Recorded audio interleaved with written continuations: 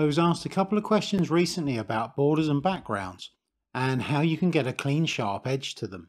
To start with the border, if you want a fine dark line, you could just sharpen a 2B pencil, but as you draw along the line, because of the softness of the pencil, the line will just get thicker. So I found the best way to do this is to use the 2B pencil blunt and then just lightly draw a line. And this will just lay some tone on the surface of the paper. The next thing to do is to take a sharp 4H pencil and draw a line through the 2B. This will effectively emboss the 2B into the paper. Because the 4H is a hard pencil, it will hold a sharp point. So basically you can use the dark tone of the 2B but the point of the 4H to produce a fine line. Because the 2B was only applied to the paper lightly, you can take a putty eraser and just run it across the line to remove the excess tone. And this then leaves the embossed fine line behind. Also, when using the putty eraser, it is important to work across the line, not along it, as you don't want to push the eraser down into the embossing. If you want to add a dark background, you can take some low tack masking tape and carefully mask along the edge of the line. It is important that this is low tack masking tape, as regular masking tape is far too sticky and can tear the surface of the paper when removed.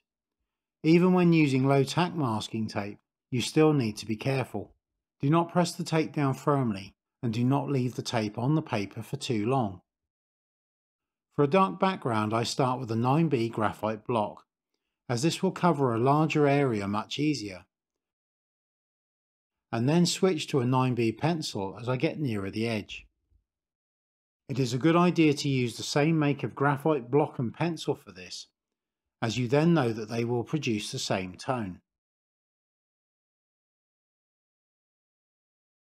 For the edge, I now use the 9B pencil over the tape.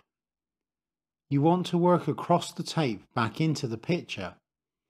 If you were to work the other way, it can pull the tape back, producing a rougher edge.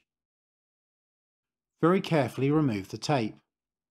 I find the best way to do this is to fold it back on itself and very gently pull it back, and as you can see, this leaves a nice sharp edge.